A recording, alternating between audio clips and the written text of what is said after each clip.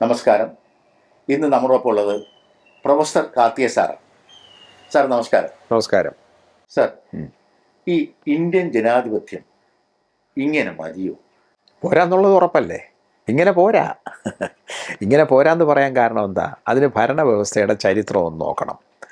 1947 ഇന്ത്യക്ക് സ്വാതന്ത്ര്യം കിട്ടുന്നതുവരെ നമ്മൾ പറഞ്ഞ എന്താ? ഇത് കൊളോണിയലാണ്, ബ്രിട്ടീഷുകാരാണ്, അത് ദുർഭരണമാണ്. തിരുവിതാംകൂർ, കൊച്ചി മുതലായ രാജ്യങ്ങളിൽ നാടുവാഴിത്തമാണ്, ദുർഭരണമാണ്. അന്നും പട്ടിണിയുണ്ട്. ആ പട്ടിണി മാറുന്നത് ജനാധിപത്യം വന്നാൽ, സ്വാതന്ത്ര്യം കിട്ടി ജനാധിപത്യം വന്നാൽ മാറുമെന്നാണ് നമ്മളെ വിശ്വസിപ്പിച്ചത്. സ്വാതന്ത്ര്യം കിട്ടി ജനാധിപത്യം വന്നിട്ട് മാറിയോ? തെരഞ്ഞെടുപ്പിലൂടെ അധികാരത്തിൽ വരുന്നതിനാണല്ലോ ജനാധിപത്യം എന്ന് പറയുക. പട്ടിണി മാറിയോ? പട്ടിണി മാറിയില്ല. പഴയ ധനവാന്മാർക്ക് എന്തെങ്കിലും സംഭവിച്ചോ? ഇല്ല, അവർ കൂടുതൽ ധനവാന്മാരാവുകയാണ് ചെയ്തത്. പഴയ ധനവാന്മാർ കൂടുതൽ ധനവാന്മാരായി, പുതിയ ഒരുപാട് ധനവാന്മാരുണ്ടായി.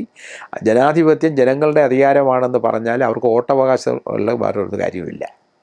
അവർ വോട്ടെടുത്ത് പിന്നെ MLA-മാരെയോ MP-മാരെയോ ജയിപ്പിച്ചു വിടുന്നു. വാസ്തവത്തിൽ അവരുമല്ല ഭരിക്കുന്നത്, അവരുടെ നിയന്ത്രണത്തിന് അതീതമാണ്. ഇപ്പോൾ ഗ്യാസിൻ്റെ വില കുറയ്ക്കണമെന്ന് ഇന്ത്യ സർക്കാർ തീരുമാനിച്ച് നടപ്പിലാവുമോ? കാരണം ഗ്യാസ് വരുന്നത് വെളിയിൽ നിന്നാണ്. പെട്രോളിയത്തിൽ നിന്നാണല്ലോ ഗ്യാസ് ഉണ്ടാവേണ്ടത്. അത് ഗൾഫ് രാജ്യങ്ങളിൽ നിന്നാണ് വരേണ്ടത്. അവർക്ക് വില കൂട്ടാം, കുറയ്ക്കാം. അവിടെ വില കൂട്ടുന്നതും കുറയ്ക്കുന്നവരാ? അത് ഗ്യാസ് കച്ചവടക്കാരാ, എണ്ണ കച്ചവടക്കാരാണല്ലോ അത് ഉണ്ടാക്കുന്നത്. അപ്പോൾ നമ്മുടെ നിത്യജീവിതത്തിന് ഒഴിവാക്കാനാവാത്തതാണ് ഈ സാധനം. വിറക് മാറി, വിറക് ഉപയോഗിക്കാൻ പാടില്ല നിയന്ത്രണം വന്ന മരങ്ങൾ ഇല്ലാതാകുന്നു. അത് പിന്നെ ഒരുപാട് മറ്റു ചില പ്രശ്നങ്ങൾ, പാരിസ്ഥിതിക പ്രശ്നമുള്ളതുകൊണ്ട് തീ കത്തിക്കാനേ പാടില്ല എന്നൊരവസ്ഥയെത്തിയാണ് നമ്മൾ ഗ്യാസിലേക്ക് പോയത്. ഗ്യാസിൽ പോയപ്പോൾ ഗ്യാസിൻ്റെ വില കുറയ്ക്കാൻ സർക്കാർ വിചാരിച്ചാൽ പോലും സാധ്യമല്ല, ലഭ്യതയില്ല. അപ്പം മാറുന്നു. അപ്പോൾ നോക്കൂ, ആരാ ഭരിക്കുന്നത്? വാസ്തവത്തിൽ ജനാധിപത്യം ജനങ്ങളുടെ ഭരണമല്ല നടക്കുന്നത്. ആ ജനങ്ങളെ കൂടി ഭരണത്തിൽ പങ്കാളികളാക്കുന്നു എന്നൊരു തോന്നലാണ്. വാസ്തവത്തിൽ ആക്കുന്നില്ല. ഈ MLA-മാർക്ക് നിയന്ത്രണം, MLA-മാർക്കൊന്നും ചെയ്യാൻ കഴിയില്ല. അവർ നിയമസഭയിൽ പോകുന്നു, അവരവിടെ വരുന്ന പ്രമേയങ്ങൾ പാസ്സാക്കുന്നു, അല്ലെങ്കിൽ നിയമം പാസ്സാക്കുന്നു, ചർച്ച ചെയ്യുന്നു, കാര്യങ്ങൾ. അവിടെ ഭരിക്കുന്ന ആരാ? ക്യാബിനറ്റാണ്, മന്ത്രിസഭയാണ്. ആ മന്ത്രിസഭയ്ക്ക് സ്വതന്ത്ര തീരുമാനം എടുക്കാൻ പറ്റുമോ? മന്ത്രിസഭയ്ക്ക് നോക്കൂല. കാരണം കേന്ദ്രം പണം തന്നില്ലെങ്കിലോ, അല്ലെങ്കിൽ നമുക്കൊരു കേരളത്തിന് കിട്ടേണ്ട ഒരു ഉൽപ്പന്നം തമിഴ്നാട് കഴിഞ്ഞ് ഇങ്ങോട്ട് വന്നില്ലെങ്കിലോ. നമുക്ക് അരി കേരളത്തിൽ ഇല്ല, കേരളത്തിന് വെളിയിൽ നിന്ന് വരണം. നമുക്ക് പലചരക്ക് മുഴുവൻ എവിടുന്നാണ് വരുന്നത്? ദിവസവും നമ്മൾ ആഹാരം കഴിക്കാനുള്ള വസ്തുക്കൾ മുഴുവൻ വരുന്നത് എവിടുന്നാണ്? തമിഴ്നാട്ടിൽ നിന്നാണ്, അല്ലെങ്കിൽ മറ്റ് സംസ്ഥാനങ്ങളിലാണ്. അവർ വില കൂട്ടിയാലോ ഈ മന്ത്രിസഭയ്ക്ക് എന്തെങ്കിലും ചെയ്യാൻ പറ്റുമോ? അപ്പോൾ ഇതൊക്കെ ഒരു സാമ്പത്തിക ശക്തികളുടെ നിയന്ത്രണത്തിലാണ് ജനാധിപത്യം. പിന്നെ ഞാനും കൂടിയാണ് ഭരിക്കുന്നതെന്നൊരു തോന്നൽ ജനങ്ങളിൽ ഉണ്ടാക്കാൻ പറ്റി, അവരെ വിധേയന്മാരാക്കി നിർത്താൻ പറ്റുമെന്ന് വാദം. വാസ്തവത്തിൽ ഈ ജനം എന്ന് പറയുന്ന ആരാ? അങ്ങനൊരു ജനമില്ല. ജനം എന്ന് പറഞ്ഞ് തൊഴിലെടുക്കുന്നവരാണ് ആണല്ലോ. ഒരു കർഷക തൊഴിലാളിയാവാം, കർഷകനാവാം, വ്യവസായ തൊഴിലാളിയാവാം, ചുമട്ടു തൊഴിലാളിയാവാം, ഒരു IT പ്രൊഫഷണലാവാം, അധ്യാപകനാവാം, സർക്കാർ എന്തെങ്കിലും തൊഴിലെടുക്കുന്നവരല്ലേ? ഇവരെല്ലാം കൂടി ചേർത്തല്ലേ ജനമെന്ന് പറഞ്ഞേ. ജനമെന്ന് നമ്മൾ പൊതുവിൽ പറയുന്നതിന് നമ്മൾ വിഘടിച്ച് നോക്കിയാൽ, ഇപ്പോൾ ആരോഗ്യശാസ്ത്രം പറയുമ്പോൾ നിങ്ങൾക്ക് രോഗം വന്ന് നിങ്ങൾ സ്കാൻ ചെയ്യുമ്പോഴാണല്ലോ നമ്മുടെ വിവരം കിട്ടുന്നത്. അങ്ങനെ സമൂഹത്തെ നിങ്ങളൊന്ന് സ്കാൻ ചെയ്താൽ കിട്ടുന്നത് എന്താണ്? തൊഴിലെടുക്കുന്നവരും തൊഴിലെടുപ്പിക്കുന്നവരുമാണ്. തൊഴിലെടുക്കുന്നവരും തൊഴിലെടുപ്പിക്കുന്നവരും അവരാണ് ഈ ജനമെന്ന് പറയുന്നത്. അപ്പോൾ തൊഴിലെടുക്കുന്നവർ എന്തിനു വേണ്ടിയാണ് പ്രവർത്തിക്കുന്നത്? അവരുടെ ജീവിതം മെച്ചപ്പെടുത്താൻ വേണ്ടിയിട്ടാണ്. തൊഴിൽ ചെയ്യിക്കുന്നവരെന്താ വിചാരിക്കുന്നത്? അവർക്ക് ലാഭം, അവനെങ്ങനെ കൂലി കുറയ്ക്കാം, അവൻ്റെ ഉൽപ്പന്നത്തിന് എങ്ങനെ വിറ്റാം, കാശുണ്ട്. ഇതാണ് ജനാധിപത്യം. അത് ഭരണ സംവിധാനം മൊത്തം അങ്ങനെയായിരുന്നു. സമീപകാലത്ത് നിന്ന് മാറുകയുമില്ല. നമുക്ക് പ്രത്യാശയൊന്നും അല്ലെങ്കിൽ നിങ്ങൾ മിഥ്യാധാരണയൊന്നും വെച്ച് പുലർത്തേണ്ട. ഈ ജനാധിപത്യ സംവിധാനം ഇങ്ങനെ തുടരാം. അതിനപ്പുറം ഒന്ന് മാറ്റാൻ തൽക്കാലത്തേക്ക് ഈ സമീപ ഭാവിയിലൊന്നും വരുമെന്ന് എനിക്ക് തോന്നുന്നില്ല. കാരണം ചരിത്രം നമ്മൾ പരിശോധിച്ചാൽ അതാണ് കാണുന്നത്. പട്ടിണിക്കാരെന്നുമുണ്ട്. സാർ, അതുപോലെ തന്നെ എനിക്ക് തോന്നുന്നു, എൻ്റെ കുട്ടിനാളിലൊക്കെ ഒരു വാസ്തവങ്ങൾ നിങ്ങൾക്ക് അറിയാമോ കഴിയുന്നത്? ഒരു വാർത്താ സംവിധാനം നമുക്ക് അറിയാം, ക്ലിയർ കണ്ണിങ്ങാണ്, ഇന്നത് സത്യമാണെന്ന് നമുക്ക് അറിയാൻ പറ്റും. പക്ഷെ മാധ്യമങ്ങളുടെ എണ്ണം കൂടിയപ്പോൾ യഥാർത്ഥത്തിൽ നമ്മൾ സത്യം അറിയുന്നു. അർത്ഥസത്യങ്ങളും അസത്യങ്ങളുമാണ് നമ്മൾ അറിഞ്ഞുകൊണ്ടിരിക്കുന്നത്. പൂർണ്ണസത്യം വളരെ കുറച്ചേ അറിയുന്നുള്ളൂ. കാരണം എന്താ? ഈ മാധ്യമങ്ങളെന്ന് പറഞ്ഞാൽ ആരാ? മാധ്യമങ്ങൾ വരണമെങ്കിൽ ഒരു മൂലധന നിക്ഷേപമുണ്ട്. ആ മൂലധനം നഷ്ടപ്പെടാൻ വേണ്ടി ഏതെങ്കിലും പ്രത്യേകിച്ച് ഇലക്ട്രോണിക് മാധ്യമം വന്നപ്പോൾ ലക്ഷക്കണക്കിന് കോടിക്കണക്കിന് രൂപ നിക്ഷേപിച്ചെങ്കിൽ മാത്രമേ പറ്റൂ. ഇനി പ്രിൻറ്റ് മീഡിയ ആണെങ്കിലോ അവിടെയും വേണം കോടികളുടെ നിക്ഷേപം. അപ്പോൾ നമ്മൾ കോടികൾ നിർത്തിയിരിക്കുന്നതിനാ? ജനങ്ങൾക്ക് വാർത്ത എത്തിക്കുക എന്നതോടൊപ്പം തന്നെ ജനങ്ങൾക്ക് പ്രിയങ്കരമായ വാർത്തകൾ എത്തിക്കുക, ജനങ്ങളിൽ അറിയേണ്ട എന്ന് വിചാരിക്കുന്ന വാർത്തകൾ എത്തിക്കാതിരിക്കുക. ഇപ്പോൾ അഴിമതി, പണ്ട് മുതലേ അഴിമതിയുണ്ട്, ജനാധിപത്യത്തിലും അഴിമതിയുണ്ട്. ഭരണകർത്താക്കൾ ഇഷ്ടപ്പെടുമോ അഴിമതി വെളിയിൽ വരുന്നത്? ഇല്ല, അത് മാറ്റിവെക്കാൻ ശ്രമിക്കും. അപ്പോൾ പ്രതിപക്ഷം എന്ത് ചെയ്യും? അഴിമതിയെക്കുറിച്ച് പറയും. ഇത് രണ്ടും പൊലിപ്പിച്ചായിരിക്കും കാണിക്കുക. തീരെ ഇല്ല എന്നൊരു കൂട്ടരും അമിതമായി നടക്കണമെന്ന് മറ്റൊരു കൂട്ടരുമാണ് പറയുന്നത്. ഇപ്പോൾ ആരോഗ്യരംഗം കേരളം വളരെ നേട്ടങ്ങൾ ഉണ്ടാക്കിയ സംശയമില്ലാത്ത കാര്യമാണ്. കാരണം എൻ്റെ കുഞ്ഞുനാളിൽ രോഗം വന്നാൽ ചികിത്സിക്കാൻ വളരെ ദൂരെയുള്ളൊരു ആശുപത്രിയേ ഉണ്ടായിരുന്നുള്ളൂ. ഡോക്ടറുടെ സേവനം കിട്ടില്ല, ഔഷധം കിട്ടില്ല. ഇപ്പോൾ അതെല്ലാം വിരൽത്തുമ്പിൽ കിട്ടും. നമ്മുടെ മൊബൈലിൽ നമുക്കൊരു ഡോക്ടറോട് ചോദിക്കാം, അദ്ദേഹം അതിൻ്റെ രോഗവിവരങ്ങൾ പറയുന്നു, ചികിത്സിക്കാൻ അല്ലെങ്കിൽ ടെസ്റ്റ് നടത്താൻ പറഞ്ഞു, നമ്മൾ ഇതും കൊണ്ട് ടെസ്റ്റ് നടത്താൻ പോകുന്നു, റിസൾട്ട് കാണുന്നു, അയാൾ അദ്ദേഹത്തെ രോഗിയും ഡോക്ടറും തമ്മിൽ നേരിട്ട് കാണാതെ തന്നെ ചികിത്സ നടത്തുന്നു, നമുക്ക് മരുന്ന് കിട്ടുന്നു. ഈ മൊബൈലിൽ കൊണ്ട് കാണിച്ചാൽ മെഡിക്കൽ ഷോപ്പിൽ എല്ലാ ഗ്രാമങ്ങളിലും ഇപ്പോൾ മെഡിക്കൽ ഷോപ്പില്ലേ? പണ്ടുണ്ടായിരുന്നോ? ഇല്ല. ഇനി രോഗം വന്നാൽ ഡോക്ടറെ കാണണമെന്ന ബോധത്തിലേക്ക് നമ്മൾ മാറിയില്ലേ?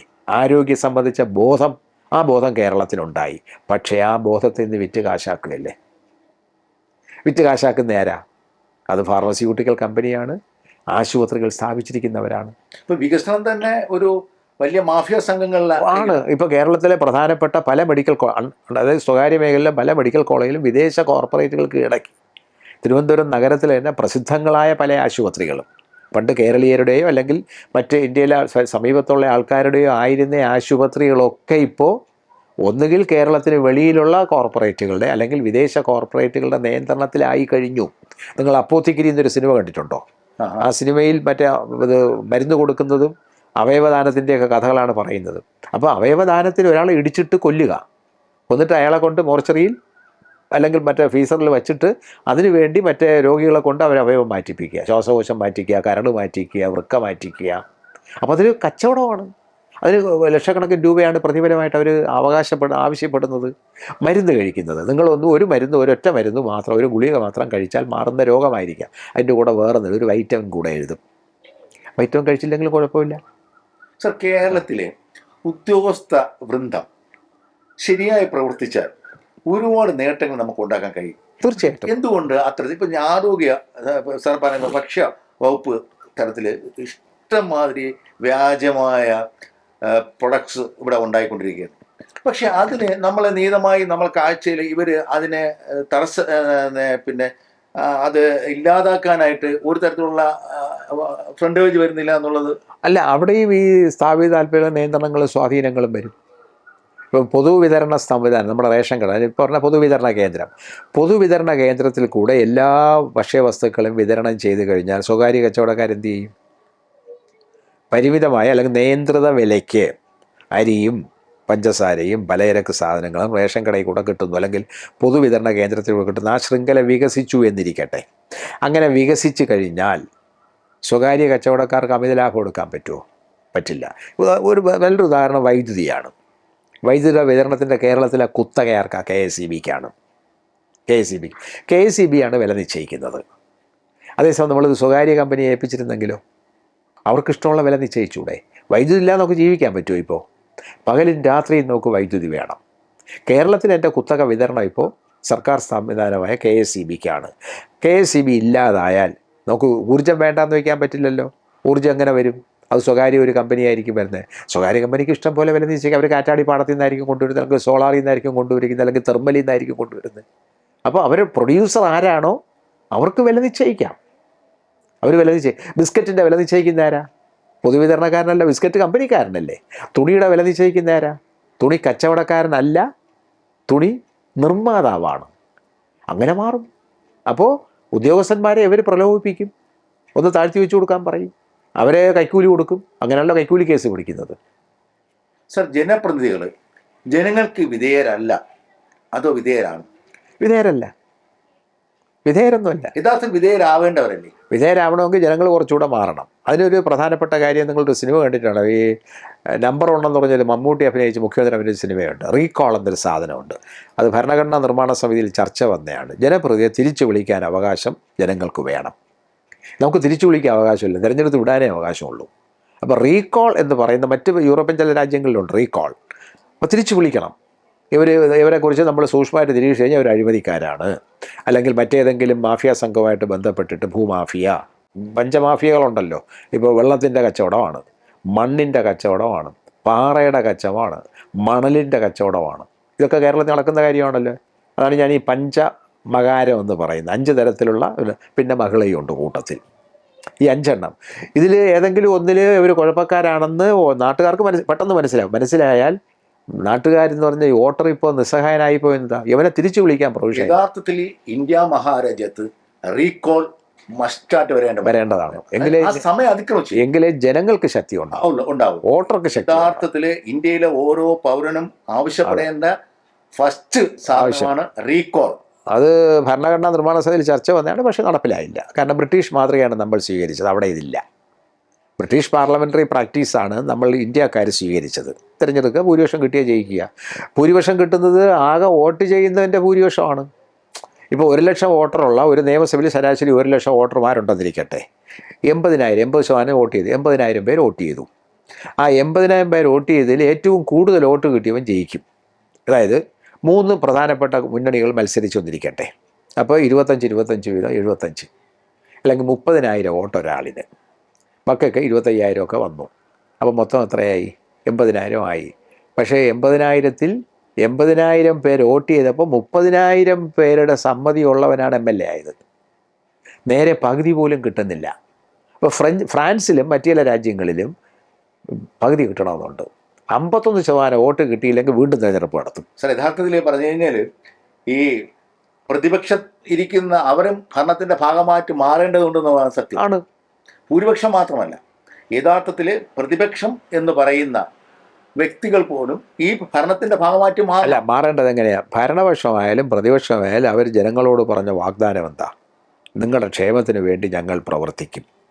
പ്രതിപക്ഷമായതുകൊണ്ട് ജനങ്ങളുടെ ക്ഷേമത്തിന് വിരുദ്ധമായി പ്രവർത്തിക്കാൻ അവകാശമുണ്ടോ? ഇല്ല.